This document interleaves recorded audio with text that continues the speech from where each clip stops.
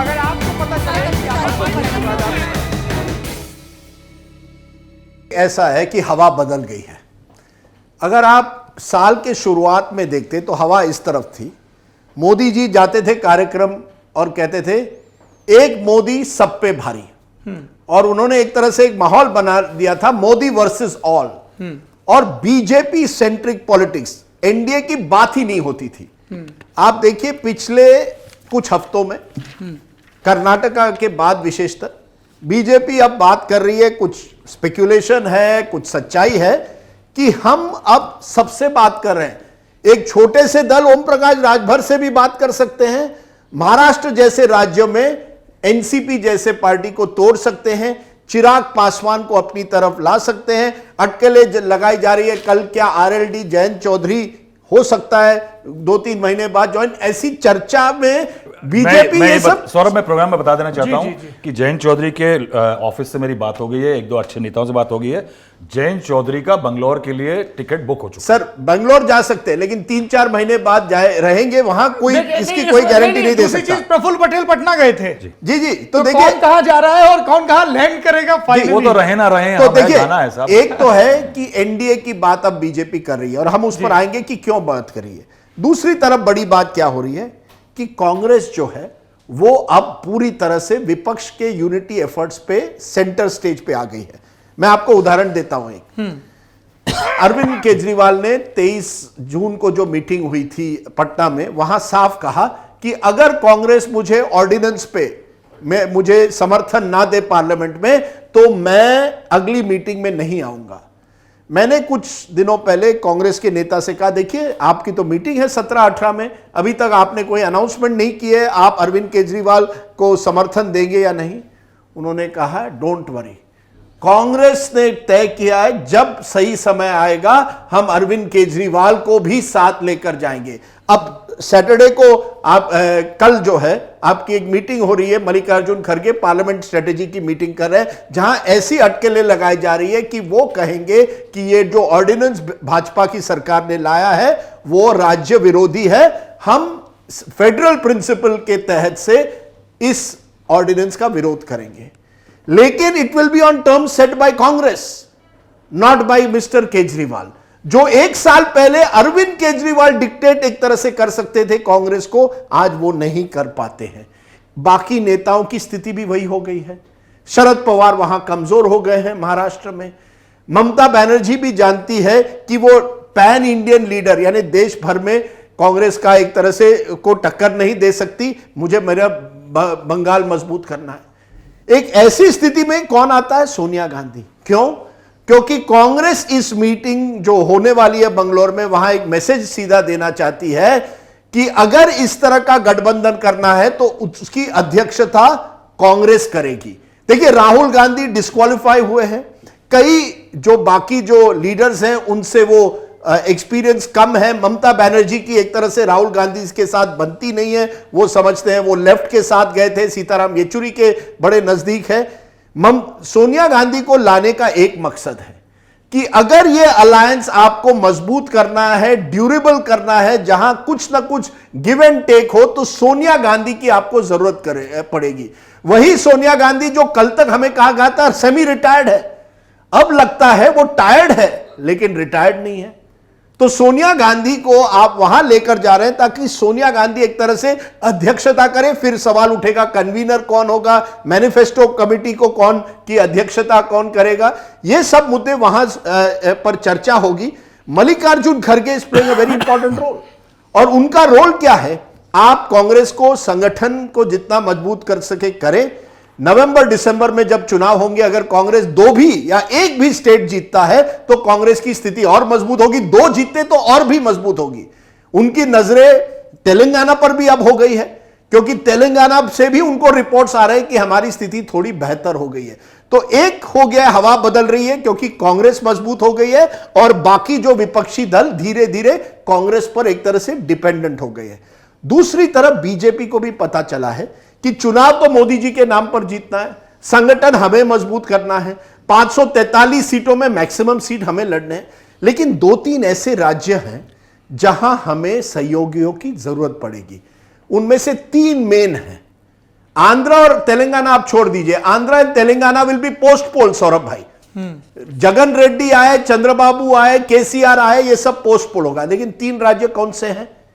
एक बिहार, क्योंकि बिहार में भले ही हमें लगता है कि जेडीयू कमजोर हो गई है, आरजेडी कांग्रेस जेडीयू अलायंस चलेगा नहीं, लेकिन बीजेपी जानती है कि जितने भी छोटे दल उनकी तरफ आ जाए, फिर वो जितिन राम मांझी क्यों ना हो, चिराग पासवान क्यों ना हो, एक परसेप्शन बन जाए कि हमारा भी अलायंस है, हम भी गठबंधन एक तरह से है, हमारा भी एक समीकरण बदल रहा है। दूसरा स्टेट कर्नाटका, क्योंकि कर्नाटका में क्या हुआ, जेडीएस का जो वोट कोलैप्स हुआ और पूरी तरह से कांग्रेस की तरफ गया, एक तरह से सब्सटेंशियल सेक्शन विधानसभा में, वो लोकसभा में बीजेपी नहीं होना देना चाहती, इसलिए उन्होंने कुमारस्वामी के साथ बैक चैनल टॉक शुरू किए हैं। कुमारस्वामी किस तरह से लड़ेंगे लोकसभा ये क्लियर नहीं है, लेकिन बीजेपी अपने सर्कल ऑफ इन्फ्लुएंस में उनको रखना चाहती है। और तीसरा बड़ा राज्य है महाराष्ट्र, जो पिछले 1 महीने में हुआ है। बीजेपी इसको कई दिनों से, कई हफ्तों से, महीनों से इस पर सोच रही थी कि ये महाविकास आघाड़ी को हमें तोड़ना है, जिसमें वो सफल हो गई है। ताकि अब जो है गणित में कम से कम, केमिस्ट्री किसके तरफ जाएगी ये अलग बात है महाराष्ट्र में, लेकिन गणित जो है अरिथमेटिक में बीजेपी अब 40+ हो गई है, 40% प्लस, जिससे बीजेपी को लगता है उनकी स्थिति मजबूत हो गई है। मेरा यह कहना है, सवाल जो हवा बदली है वो इस तरह से बदली है।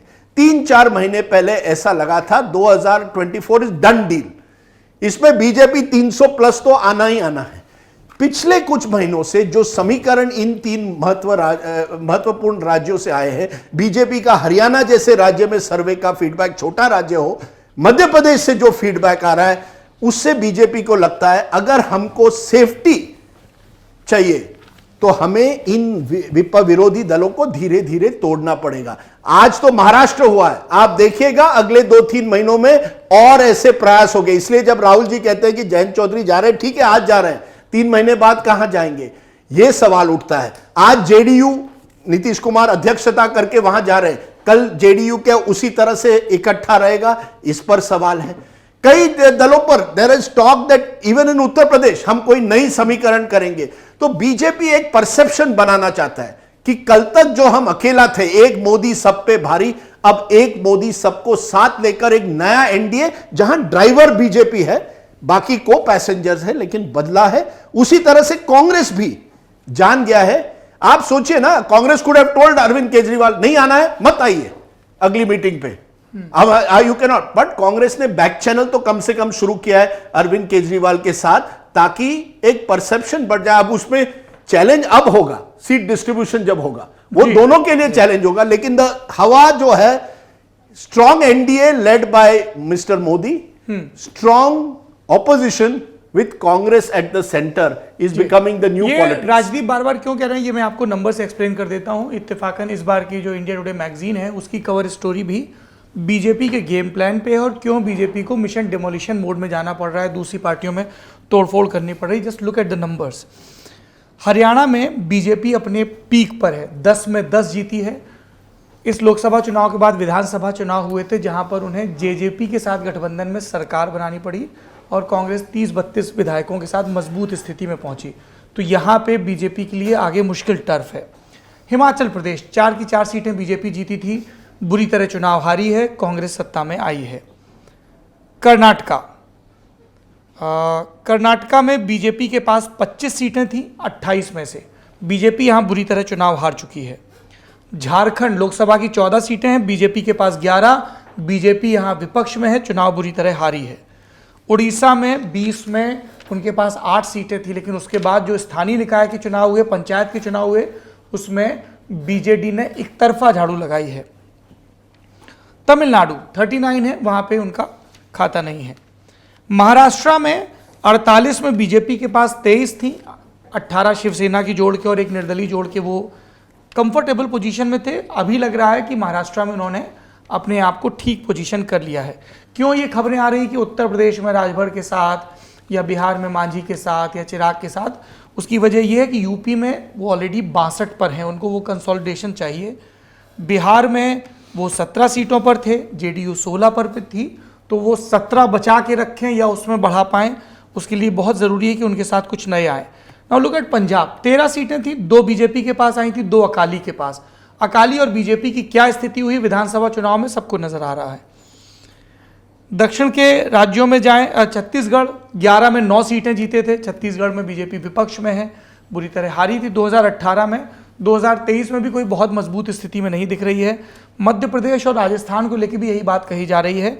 राजस्थान में बीजेपी ने क्लीन स्वीप मारा था, सारी की सारी सीटें जीती थी, और मध्य प्रदेश में 1 सीट छिंदवाड़ा की छोड़ के सब जीती थी। लेकिन यहाँ पर भी बीजेपी एक मुश्किल लड़ाई में फंसी हुई है। तेलंगाना में 17 में 4 आई थी। अभी टी एस सुधीर जी बोल रहे थे कि बीजेपी की स्थिति मजबूत नहीं, तो बीजेपी को यह दिख रहा है राज्य दर राज्य की वो एक मुश्किल लड़ाई में है, इसलिए नए एलाइज को लाना, पुराने को फिर से लाना, एक वर्केबल पर्दे के आगे या पर्दे के पीछे का गठबंधन बनाना। और इसीलिए नीतीश कुमार बार बार ये बात कह रहे हैं कि अगर विपक्ष एक कैंडिडेट देने में ज़्यादा सीटों पे कामयाब हो जाता है तो ये एक बड़ी चीज़ है। अब देखना ये है कि ये 71 के चुनाव जैसी बड़ी चीज़ है जहां पर कहा सबने कहा इंदिरा हटाओ, इंदिरा ने उसी को शक्ति बना लिया और कह दिया गरीबी हटाओ, या फिर ये 77 की एकता है जहां पे सबने फिर कहा इंदिरा हटाओ और उस बार जनादेश उनके हक में गया विपक्षी दलों के।